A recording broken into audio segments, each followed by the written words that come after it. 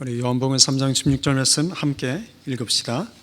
하나님이 세상을 이처럼 사랑하사 독생자를 주셨으니 이는 그를 믿는 자마다 멸망하지 않고 영생을 얻게 하려 하심이라.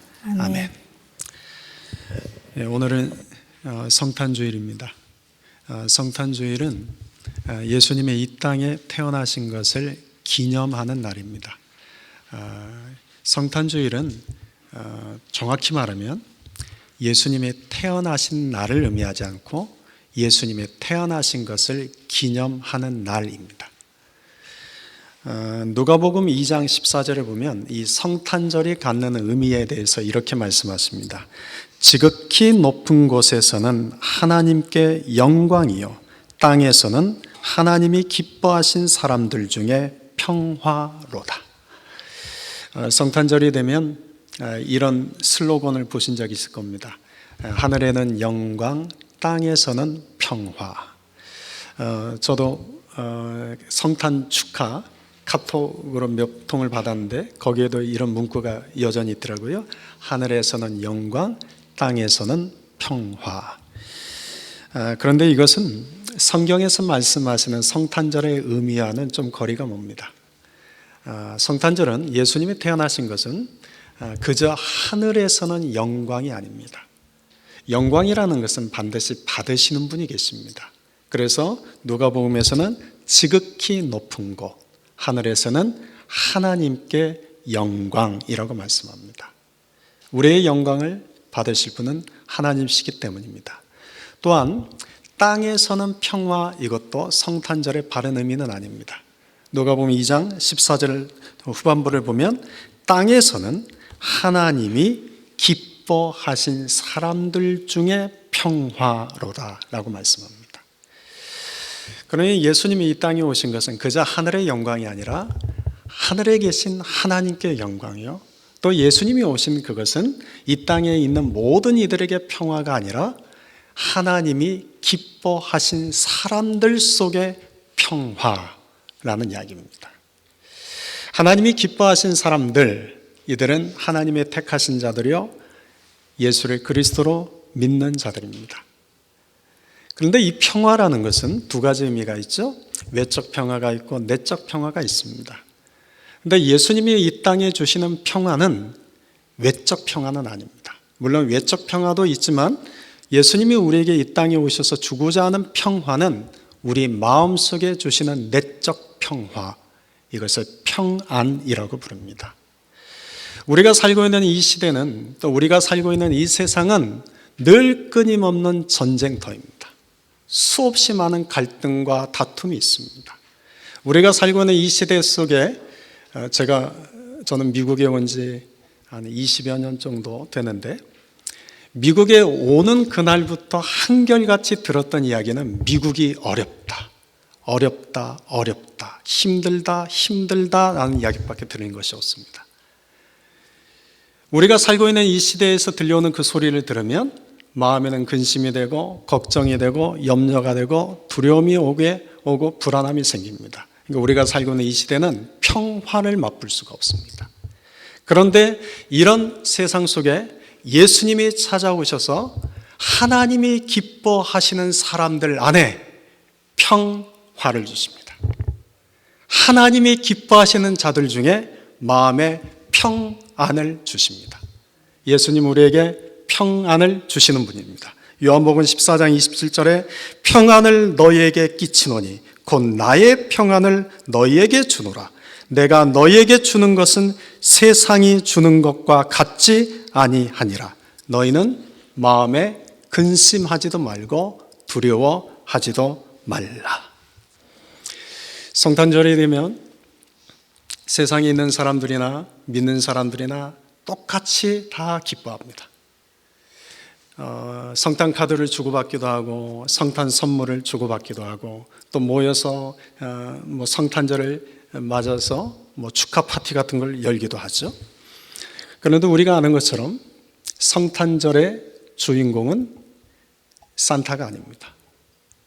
그리고 성탄절의 바른 의미는 카드를 주고받고 선물을 주고받고 파티를 여는 그것이 아닙니다. 성탄절의 주인공은 예수 그리스도십니다. 성탄절의 참된 의미는 하나님께는 영광이요 이 땅에 있는 하나님이 기뻐하시는 자들 마음속에 평안을 주시는 것입니다. 그러므로 오늘 이 예배를 드리는 저와 여러분이 하나님께 영광이요 우리 마음속에 주님이 주신 참된 평안이 가득하기를 소망합니다. 성탄절은 만왕의 왕이신 예수님이 사람의 몸을 입고 이 땅에 오신 것입니다. 근데 그날을 우리는 12월 25일로 지키고 있죠. 근데 12월 25일은 본래 로마 제국에서 태양신을 섬기는 축제일이었습니다. 그래서 어떤 이들은 이것을 근거로 해서 로마의 태양신을 섬기는 축제일인 12월 25일을 기독교인들이 로마의 국교가 되면서 그날을 성탄절로 도용을 했다. 이렇게 주장하는 사람들이 있습니다. 그래서 12월 25일을 성탄절로 지키는 것에 대해서 왜 이방의 신을 섬기는 축제일을 성탄절로 지키는 것은 우상을 섬기는 것과 같다라고 말하는 분도 있습니다. 그런데 그것은 오해입니다. 어쩌면 성탄절의 의미를 훼손시키는 말일 수도 있습니다. 초대교회에서는 예수님이 돌아가신 날과 또 예수님이 마리아의 몸에 잉태되신 날을 같은 날로 그렇게 생각하고 있었습니다. 그런데 예수님이 언제 잉태되셨는지는 알 수가 없죠. 그런데 예수님이 돌아가신 날은 정확하게 계산할 수 있습니다. 계산해 보니 3월 25일입니다. 그러니까 3월 25일에 돌아가신 예수님이 3월 25일에 잉태되었다고 믿은 거죠. 그로부터 계산해 보니 12월 25일이 예수님이 태어나신 날인 거죠. 그래서 초대교회에서는 이와 같은 이유로 12월 25일을 예수님의 태어나신 성탄절로 지켰습니다. 그런데 12월 25일은 공교롭게도 로마의 태양신을 섬기는 축제일과 겹치기는 하지만 결코 로마의 태양신을 섬기는 그 축제를 성탄절로 삼은 것이 아닙니다. 초대교회의 전통을 따라 2000년 동안 12월 25일을 예수님이 태어나신 날로 지키는 것입니다. 물론 12월 25일이 정확하게 예수님이 태어나신 날이냐라고 말할 수는 없습니다. 그런데 중요한 것은 이거죠. 12월 25일이라는 그 날짜가 중요한 것이 아니라 예수님이 이 땅에 오셨다. 예수님이 이 땅에 오셨다. 이것이 중요합니다. 바로 그날을 우리가 기념하는 날이 성탄주일입니다. 예수님께서 오신 것을 우리가 기념하기 위해서 우리가 알아야 될 것이 하나 있습니다. 예수님이 왜 오셨을까요? 예수님께서 왜 우리에게 오셨는지를 알아야 예수님을 바르게 기념할 수 있겠죠. 성경에서 이야기하는 세 가지를 여러분과 함께 살펴보려고 합니다. 첫째, 예수님은 죄인을 부르러 오셨습니다. 마태복음 9장 12절부터 13절까지를 보면 예수께서 들으시고 이르시되 건강한 자에게는 의사가 쓸데없고 병든 자에게라 쓸데있느니라. 나는 의인을 부르러 온 것이 아니요 죄인을 부르러 왔노라. 사람들의 관심과 주님의 관심은 너무나 크게 다릅니다. 사람들의 관심은 힘 있는 자, 가진 자, 의로운 자, 건강한 자, 또는 나에게 도움이 되는 자들에게 관심이 있습니다. 그러나 주님의 관심은 반대입니다. 힘없는 자, 가난한 자, 병든 자, 죄인, 나의 도움이 필요한 자들에게 관심이 있으십니다. 그런데 예수님이 오신 것은 바로 이런 병든 자와 힘없는 자, 죄인들 부르러 오셨습니다. 예수님께서 이런 죄인을 부르러 오셨다. 예수님이 가난한 자와 힘없는 자를 부르러 오셨다. 이들을 일컬어서 또 예수님이 이렇게까지 말씀하셨습니다. 그들은 지극히 작은 자들이다. 그래서 마태복음 25장 40절과 45절에 보면 지극히 작은 자 하나에게 한 것이 곧 내게 한 것이니라. 지극히 작은 자 하나에게 하지 아니한 것이 곧 내게 하지 아니한 것이니라. 예수님의 삶은 언제나 이 지극히 작은 자들과 함께하는 삶이 있었습니다. 예수님은 가시는 곳마다 병자들을 고쳐주셨고 가시는 곳곳마다 귀신 들린 자들의 귀신을 쫓아내 주셨습니다. 예수님은 심지어 세리와 죄인들과 함께 먹고 마시며 그들의 친구가 되어주셨습니다. 세리와 죄인이라는 표현은 우리식으로 표현하면 이와 같습니다. 왕따 당한 사람들입니다. 어느 공동체든 또 어느 조직이든 어느 사회든 반드시 그곳에는 왕따들이 있습니다. 그곳에 어울리지 못하는 사람들이 있습니다. 사람들이 외면하는 사람들이 있습니다. 여러 가지 이유입니다. 성격적으로 문제가 있어서 그렇기도 하고 그의 삶의 문제를 제기하기도 하고 그 사회가 가지고 있는 어떤 도덕과 어떤 그 문화라는 그 체계 안에서 맞지 않는 사람을 터부시하는 그런 경향이 있습니다. 그런데 예수님이 바로 그런 세리와 죄인들의 친구가 되어주신 겁니다. 예수님은 이 땅에 지극히 작은 자로 오셨습니다. 예수님은 하나님이시요 하나님의 아들이십니다. 그런데도 예수님이 이 땅에 오신 것은 지극히 작은 자로 오셨습니다. 가난하고 힘없는 목수의 아들로 오셨습니다. 또한 예수님은 이 땅에 태어나신 곳은 마구간이었습니다. 냄새나고 불결한 곳이었습니다. 예수님은 이 땅에 지극히 작은 자로 오셨고 예수님은 이 땅에 지극히 낮은 자로 오셨습니다. 오늘 성탄주를 맞이해서 우리가 관심을 가져야 될 대상은 바로 이들입니다. 지극히 작은 자, 지극히 낮은 자들입니다.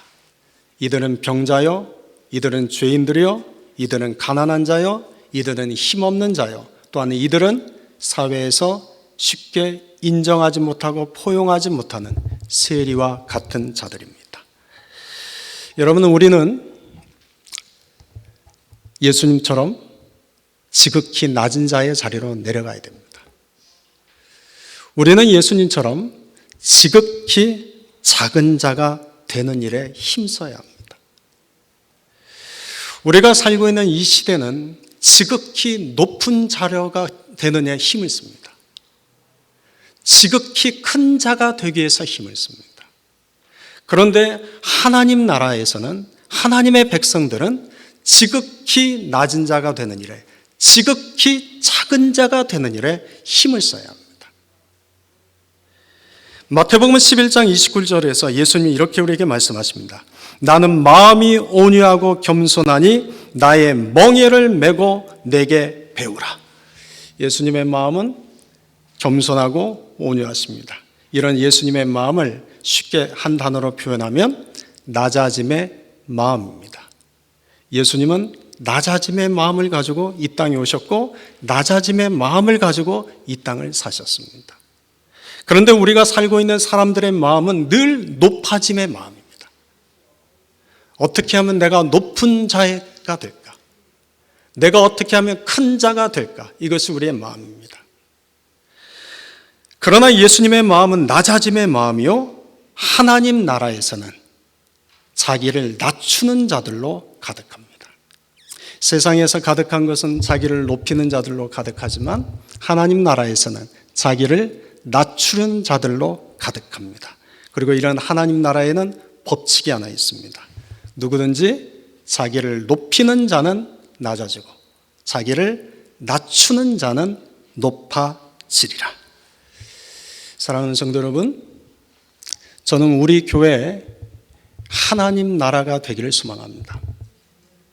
저는 우리 교회가 세상과 같은 공동체가 되지 않기를 소망합니다. 교회가 크고 작느냐는 하나님의 몫입니다. 그러나 우리가 힘써야 될 것은 하나님 나라와 같은 공동체를 우리가 함께 만들어가는 것입니다. 하나님 나라의 핵심은 높아지려는 자들이 가득한 것이 아닙니다. 하나님 나라의 핵심은 자기를 낮추는 자들, 자기를 지극히 낮은 자의 자리로 내려가는 자들이 많은 것입니다. 저는 우리 안에 이런 은혜가 있기를 소망합니다. 두 번째, 예수님이 오신 것은 잃어버린 자를 찾아 구원하기 위해서입니다. 누가복음 19장 10절을 우리 같이 읽어봅시다. 인자가 온 것은 잃어버린 자를 찾아 구원하려 함이니라. 아멘. 우리가 병든 자나 또는 죄인 같은 지극히 작은 자에 대한 관심을 갖는 것도 필요하지만 그보다 더 중요한 것은 잃어버린 영혼에 대한 관심을 갖는 것입니다. 그런데 예수님께서 지금 말씀하시는 잃어버린 영혼이 어떤 의미일까요?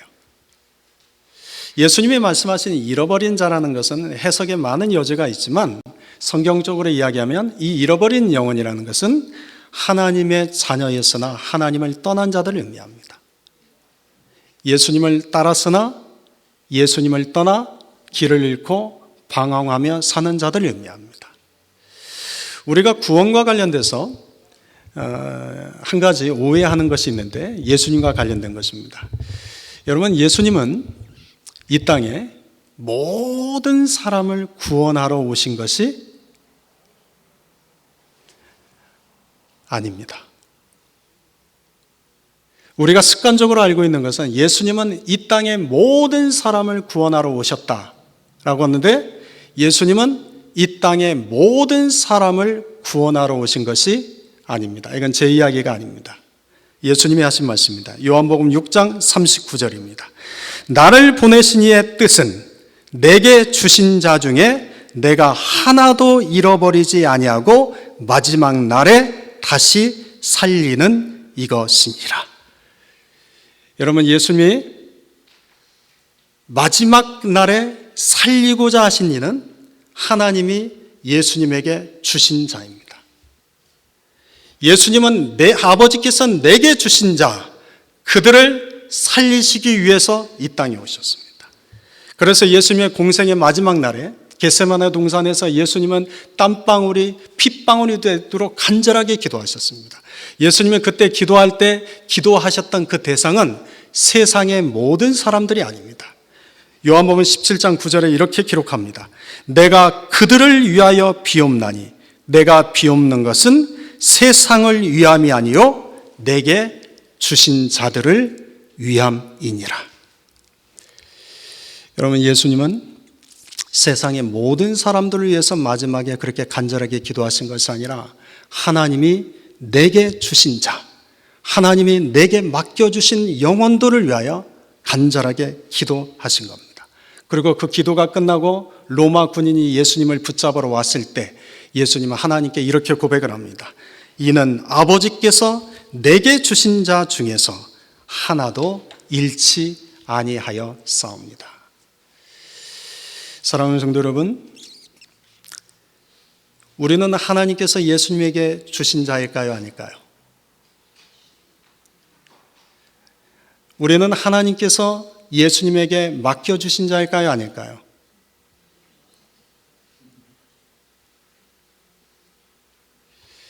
하나님께서 우리를 예수님에게 맡겨주신 자가 우리일까요, 아닐까요?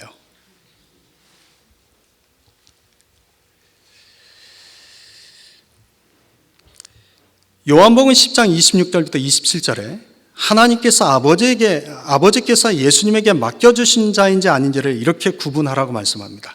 요한복음 10장 26절, 27절입니다. 같이 읽어봅시다.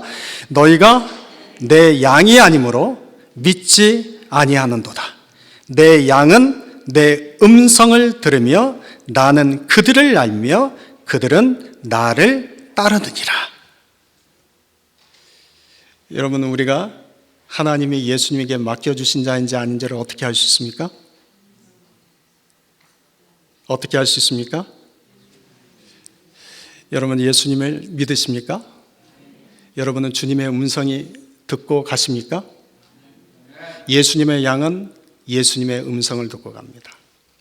양이라는 동물은 우리가 아는 것처럼 시력이 약합니다. 그래서 1m 앞을 제대로 보지 못합니다. 그래서 양은 목자를 보고 따라가는 것이 아니라 양은 언제나 목자의 음성을 듣고 따라갑니다. 그래서 하나님이 성도를, 제자들을, 또 하나님이 맡겨주신 영혼들을 양으로 묘사한 것은 참 의미가 있습니다. 우리는 예수님을 보고 따라가는 자들이 아닙니다. 우리는 예수님의 음성을 듣고 따라가는 자들입니다. 여러분은 예수님의 음성을 듣고 따라가고 계십니까? 예수님의 음성을 듣고 따라가는 자가 하나님이 예수님께 맡겨주신 양들입니다. 그런데 예수님의 음성을 듣고 따라가던 양들이, 예수님의 음성을 듣고 따라갔던 양들 중에 예수님을 떠나 길에서 길을 방황하고 살아가는 자들이 있습니다. 이들을 우리는 잃어버린 영혼이라고 말합니다. 요한복음 10장 16절에 예수님이 이런 말씀하셨습니다. 또 이 우리에 들지 아니한 다른 양들이 내게 있어 내가 인도하여야 할 터이니.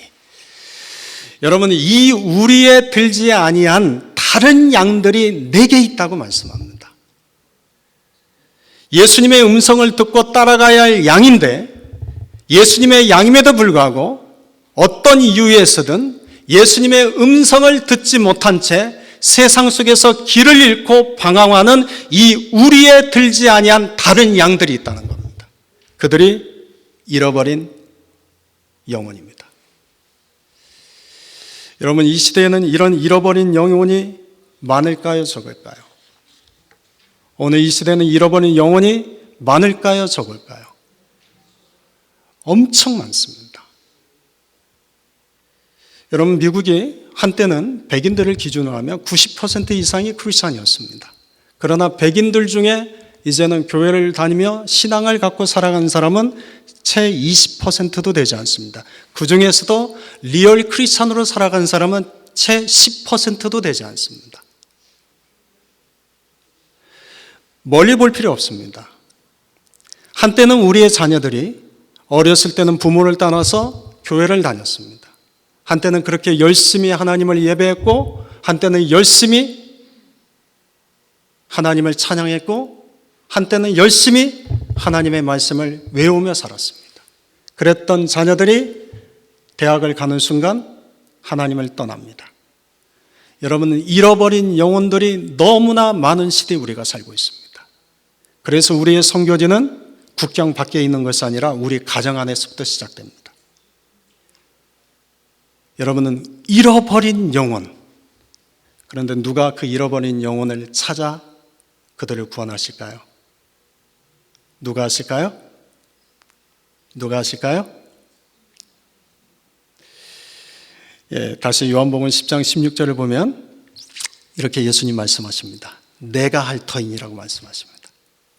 누가 하십니까? 예수님이 하십니다. 그럼 우리가 할 일은 무엇입니까? 우리가 할 일은 뭘까요? 우리는 그저 주님의 말씀과 복음을 전하기만 하면 됩니다. 그들에게 복음과 하나님의 말씀과 내가 경험한 하나님을 말하기 시작할 때 예수님의 양들은 예수님이 듣게 하십니다. 그리고 예수님이 직접 그들을 인도하십니다. 예수님이 이 땅에 오신 목적은 잃어버린 양들을, 잃어버린 자들을, 잃어버린 영혼들을 찾아 구원하기 위해서입니다. 그래서 지금도 예수님은 그 잃어버린 자를 찾아 헤매고 계십니다.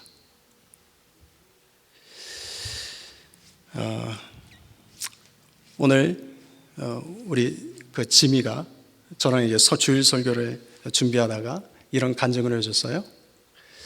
자기 회사에 직원들이 있는데 크리스마스 시즌이 돼서 어제 그냥 마음속에 저 사람들을 교회 한번 초대를 했으면 좋겠다 싶어서 텍스팅을 했대요. 크리스마스 예배니 한번 교회에 와봐.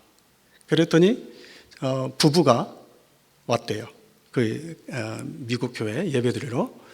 근데 그 부부들을 나중에 예배를 끝나고 이야기를 들어보니 그들이 어렸을 때 열심히 교회를 다녔던 사람들인데 자라면서 교회를 떠나 있었던 거예요. 그런데 그 지미가 크리스마스 예배인데 한번 교회 한번 와봐라고 보냈는데 그 말을 딱 듣는 순간 그 마음속에 우리 교회 한번 가자. 그리고 교회 왔다는 거예요. 여러분, 그 안에 일하신 분 누구일까요? 예수님이 일하신 겁니다. 그런데 지미가 그 텍스팅을 보내지 않았다 그러면 그 사람이 왔을까요? 안 왔을까요? 예, 우리가 할 일은 이겁니다. 우리는 그저 예수님을 전하는 겁니다. 우리는 복음을 전하는 것입니다. 우리는 그를 예수님 앞으로 초대하는 것입니다. 그럴 때 예수님이 그 안에서 일하십니다. 주님이 역사하십니다. 그런데 제일 힘든 것이 자녀들에게 복음을 전하는 겁니다. 자녀들에게 복음을 전하는 것이 제일 어렵습니다. 여러분, 복음을 전할 때 절대 싸우지 마십시오. 복음을 전할 때 가르치지 마십시오. 복음을 전할 때는 그저 예수님, 내가 만난 예수님을 이야기하면 됩니다. 내가 경험한 하나님은 그냥 이야기하면 됩니다. 듣든 안 듣든 내가 만난 하나님, 내가 경험한 예수님, 내가 믿고 고백하는 예수님에 대해서 그들에게 입을 열어 말하기 시작할 때 그 안에서 예수님이 예수님의 양들을 듣게 하십니다. 그리고 인도하십니다. 예수님은 지금도 이 땅에서 잃어버린 자를 찾아 그 영혼을 구원하기 위해서 일하고 계십니다. 세 번째, 예수님이 오신 것은 섬기러 오셨습니다. 마태복음 20장 28절 우리 같이 한번 읽어봅시다. 인자가 온 것은 섬김을 받으려 함이 아니라 도리어 섬기려 하고 자기 목숨을 많은 사람의 대속물로 주려 함이니라. 아멘. 여러분, 예수님은 섬김을 받으러 오신 것이 아닙니다. 예수님은 섬김 받으러 오실 수 있는 분입니다. 그런데 예수님은 이 땅에 섬기러 오셨습니다. 세상에서는 섬기는 자가 큰 자입니까? 섬김 받는 자가 큰 자입니까? 세상에서는 섬김 받는 자가 큰 자입니다. 그런데 하나님 나라에서는 섬기는 자가 큰 자입니까? 섬김 받는 자가 큰 자입니까? 여러분, 세상과 하나님 나라는 다릅니다. 세상에서는 섬김 받는 자가 큰 자이지만 하나님 나라에서는 섬기는 자가 큰 자입니다. 자, 그렇다면 교회에서는 섬김 받는 자가 큰 자입니까? 섬기는 자가 큰 자입니까? 교회에서는 섬김 받는 자가 큰 자입니까? 섬기는 자가 큰 자입니까? 예, 섬기는 자가 큰 자죠? 섬기는 자가 큰 자입니다. 우리 중에 큰 자는 섬기는 자입니다. 하나님 나라는 섬기는 받는 자의 것이 아니라 섬기는 자의 것입니다. 하나님은 섬김 받는 자에게 복을 주시는 것이 아니라 섬기는 자에게 복을 주십니다. 하나님은 섬기는 자를 큰 자로 여기시는 분이기 때문입니다. 요한복음 13장 14절 15절에 제자들에게 이렇게 말씀하셨죠. 내가 주와 또는 선생이 되어 너희 발을 씻었으니 너희도 서로 발을 씻어주는 것이 옳으니라. 내가 너희에게 행한 것 같이 너희도 행하게 하려 하여 본을 보였노라. 여러분, 섬김을 위해서 필요한 두 가지 마음이 있습니다. 하나는 겸손이요, 하나는 사랑입니다. 여러분, 겸손과 사랑의 마음이 있을 때 우리가 진정한 섬김의 삶을 살게 됩니다. 이 겸손과 사랑이라는 것은 동전의 양면과 같아서 겸손 없는 사랑, 이건 거짓입니다. 또 반대로 사랑 없는 겸손, 이것은 위선입니다. 겸손과 사랑이 없는 마음으로 행하는 것은 참된 섬김이 아닙니다. 그런데 겸손과 사랑이 내 마음에 있을 때 그때 삶 속에서 드러나는 행위와 삶이 섬김의 삶이 됩니다. 여러분, 누가 섬김의 삶을 산다고요? 마음에 겸손과 사랑의 마음을 가진 자입니다. 겸손이 없고 사랑이 없으면 섬김을 흉내낼 수는 있지만 섬김의 삶을 살 수는 없습니다. 예수님의 마음은 겸손하셨습니다. 예수님의 마음은 사랑이 있었습니다. 그래서 예수님은 그의 삶이 섬김의 삶이셨습니다. 그러므로 우리가 배워야 될 것은 오늘 이 성탄절을 맞이해서 예수님을 통해서 우리가 깨달아야 될 것 하나는 여러분 우리가 섬김의 삶을 살자라고 구호를 외치는 것으로 끝나서는 안 됩니다. 먼저 우리가 예수님처럼 내 마음에 겸손과 사랑의 마음을 배우는 자가 되자라고 하나님께 고백하며 나가야 됩니다. 내 마음이 겸손하거나 내 마음이 사랑의 마음이 없으면 우리는 결코 섬김을 온전하게 살 수 없습니다. 그리스도인에게는 인생의 두 가지 목적이 있습니다. 우리 인생의 가장 큰 목적은 하나님께 영광을 돌리는 것입니다. 우리가 먹든지 마시든지 무엇을 하든지 우리는 하나님께 영광을 돌리는 삶을 살아야 됩니다. 이것이 우리 인생의 가장 큰 목적입니다. 그런데 우리 인생의 작은 목적이 있습니다. 우리 인생의 작은 목적은 섬김의 삶을 사는 것입니다. 나에게 주어진 시간, 나에게 허락된 물질, 나에게 주어진 젊음, 나에게 허락된 건강을 하나님을 위해서, 그리스도를 위해서, 교회를 위해서, 가정을 위해서, 이웃들을 위해서, 세상을 위해서 사용하는 것이 섬김의 삶입니다. 오늘 말씀을 마무리하겠습니다. 여러분, 오늘은 예수님이 오시는 것을 기념하는 날입니다. 예수님이 오시는 이날 우리 속지 맙시다. 예수님이 오시는 이날 우리 안에 예수님이 소외되지 않도록 속지 맙시다. 오늘 이 성탄주일 우리의 기쁨과 우리의 영광을 받으실 분은 예수 그리스도이십니다. 그 예수님이 우리에게 오신 목적은 세 가지임을 살폈습니다. 예수님이 오신 것은 죄인을 부르러 오셨습니다. 예수님이 오신 것은 두 번째 뭐죠? 뭐라고요?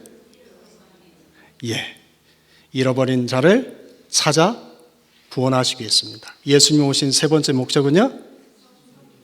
섬기러 오셨습니다. 그러면 우리가 성탄주의를 맞이해서 우리의 삶에 우리 공동체가 예수님처럼 이와 같은 삶을 살 수 있으면 좋겠습니다. 예수님의 이 모든 삶을 단 한 문장으로 다시 정리를 하면 오늘 우리가 처음에 읽었던 요한복음 3장 16절이라 할 수 있습니다. 여러분 마지막으로 요한복음 3장 16절을 같이 읽어봅시다. 암송할 수 있나요? 암송할 수 있죠? 한번 암송이 되신 분은 암송하시고 보실 분은 보셔도 괜찮습니다. 자, 해봅시다. 시작. 하나님이 세상을 이처럼 사랑하사 독생자를 주셨으니 이는 그를 믿는 자마다 멸망하지 않고 영생을 얻게 하려 하심이니라. 아멘. 하나님이 우리에게 최고의 선물을 주셨습니다. 성탄절에 여러분 받은 선물 중에 가장 기억에 남는 것은 무엇입니까? 여러분 지금까지 성탄절에 받은 선물 중에 가장 기억에 남는 것은 어떤 선물입니까? 제게는 가장 큰 선물은 예수 그리스도십니다. 전에는 예수님을 몰랐을 때, 교회는 다녔지만 예수님의 나의 구주가 되지 않았을 때, 예수님의 내 삶의 구원자로 고백되지 않았을 때 성탄절은 그저 즐기는 날이었습니다. 그러나 예수님이 내 삶의 구원자가 되실 때, 예수님이 나의 구주가 되실 때, 그때부터 성탄절은 어느 것 하나 받지 않아도 예수님 그 자체로 나에게 큰 선물이 되셨습니다. 사랑하는 성도 여러분, 오늘 여러분의 마음속에 하나님이 주신 가장 큰 선물, 예수님을 마음에 담고 이 자리를 떠날 수 있기를 주님의 이름으로 축원드립니다. 아멘.